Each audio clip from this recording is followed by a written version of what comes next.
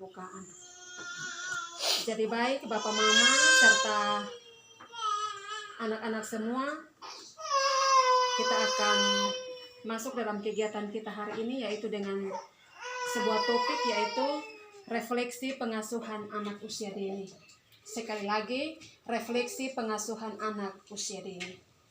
Jadi baik Bapak Mama serta anak-anak, tujuan dari kegiatan kita hari ini atau kehadiran kita pada siang hari ini, supaya Bapak Ibu selaku orang tua mampu merefleksikan pengasuhan anak yang terjadi di lingkungan kita atau di dalam kehidupan rumah tangga. Kita sebagai Bapak Mama, kita harus memahami arti kegiatan kita. Kegiatan kita hari ini ataupun kegiatan sehari-hari tentu harus merupakan sebuah usaha untuk ada dalam diskusi kita pada siang ini. Dan dalam setiap diskusi kita perlu Bapak Mama, semua yang ada, durasi waktu yang akan kita pakai yaitu 60 menit.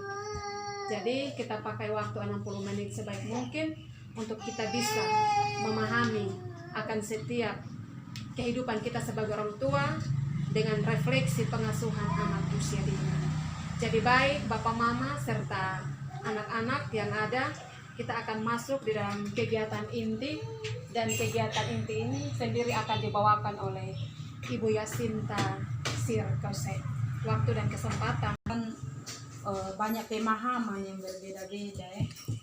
Ada yang bilang datang buang waktu kok pulang.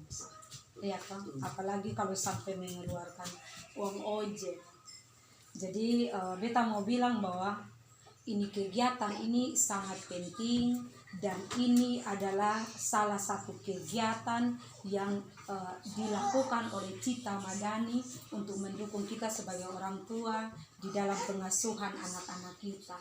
Dan yang berikut bahwa dengan mengikuti kegiatan ini anak ini dibentuk, karakter anak dibentuk sejak sedini mungkin. Jadi adik-adik yang dengar, supaya nanti pulang kalau mama salah di dalam pembicaraan, mama dengar yang tadi kok begitu. Karena kadang kita berpikir bahwa mengasuh anak berarti sudah, yang penting kita asuh, saya kita kasih makan, kita kasih mandi, jam tidur anak bisa beli baju, dia itu sudah. Itu menurut kita pemahaman orang tua.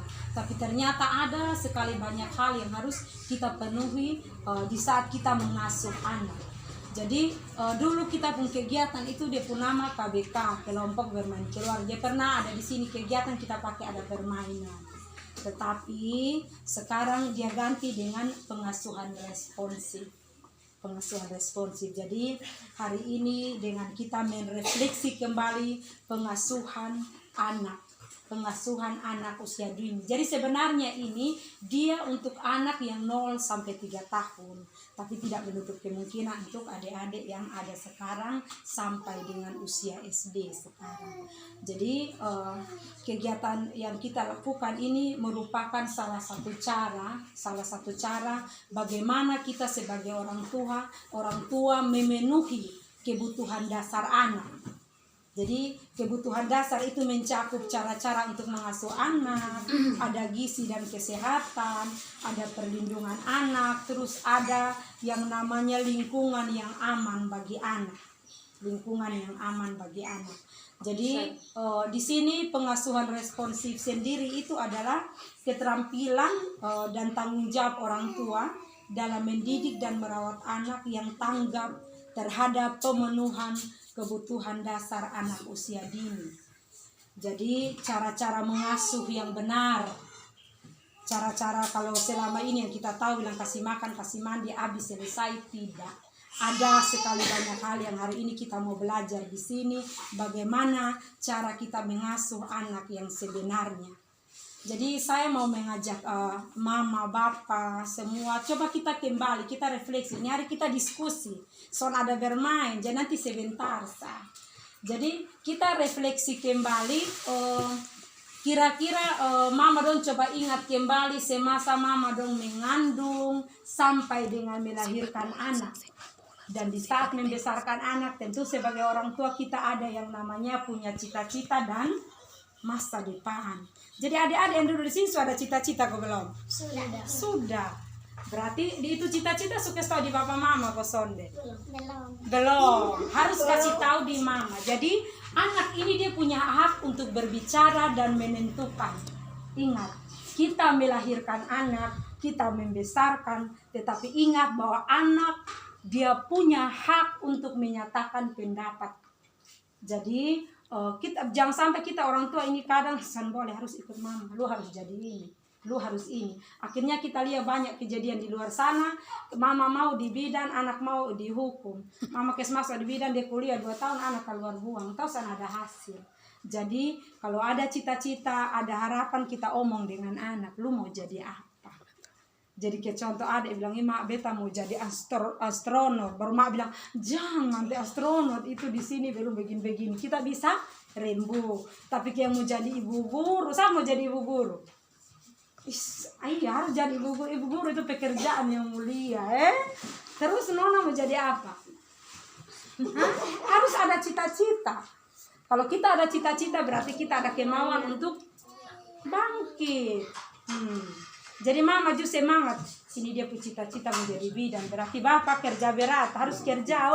Dia mau begini-begini. Iya kok tidak? Betul kok tidak? Betul. Jadi semua yang namanya anak-anak tentu punya cita-cita. Dia mau jadi apa? Sandra? Ya? Polwan ini luar biasa. Tepuk tangan dulu. Tepuk tangan. Berarti nanti besok kita peran dia jadi polwan ini. Dia mau jadi apa? Dia? Tentara kok apa? Kasih tahu. Iya, harus olahraga biar tinggi. Jadi maksudnya di sini adalah begini. Di saat kita melahirkan anak, kita membesarkan pasti kita punya harapan. Tidak ada orang tua di sini yang bilang beta kasih lahir aja persen dia mau jadi apa nak jadi. Tidak. Tapi tentu di saat kita membesarkan anak, kita mengasuh, kita punya harapan bahwa esok lusa saya punya anak minimal dia harus berguna, Anak harus membanggakan orang tua, jadi anak yang takut akan Tuhan, jadi anak yang diberkati. Itu pasti harapan dari setiap orang. Nah, sekarang yang mau saya bilang begini, bagaimana supaya kita masuk sampai di tahap itu? Kadang anak punya cita-cita Sandra polwan.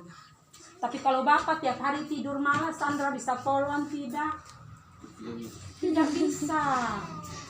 Jadi bagaimana kita mau lihat jangka depannya, sementara jangka pendek kita sendiri tidak mampu untuk kita lakukan. Jadi kalau Sandra mau jadi polwan, kasih tahu bapak di bapak kerja, kumpul uang. Sandra juga nanti son jajan-jajan. Nanti Sandra juga pintar menabung. Supaya esok lusa mau jadi polwan, sudah ada uang. Betul kok tidak? Nah, jadi kadang begitu. Ada yang dia orang tua dia mau dia anak ini harus jadi ini, mati pasti dia tidur. Atau contoh yang lain, siapa di sini mau jadi pendeta? Tidak ada mau jadi pendeta. Pendeta itu dia dulu biar presiden juga dia tunduk nah. Presiden harus tunduk. Kalau iya semua jabatan tapi pendeta itu luar biasa. Presiden pas masuk ada pendeta pasti dia hormat pendeta, beta pamulia. Soalnya menjadi pendeta kok.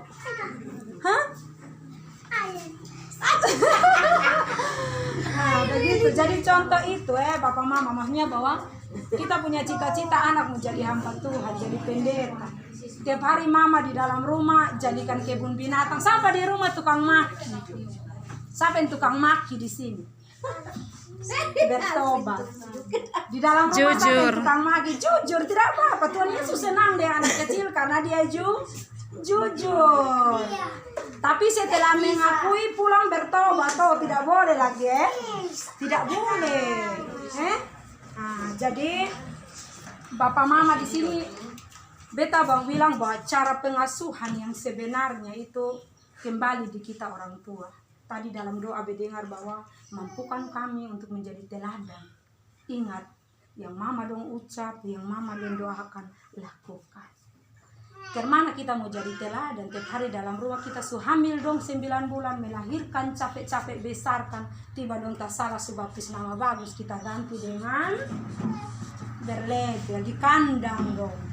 Jadi terakhir dalam rumah nama rusak mbak ada itu suganti dengan kita kasih makan di kandang, betul? Betul.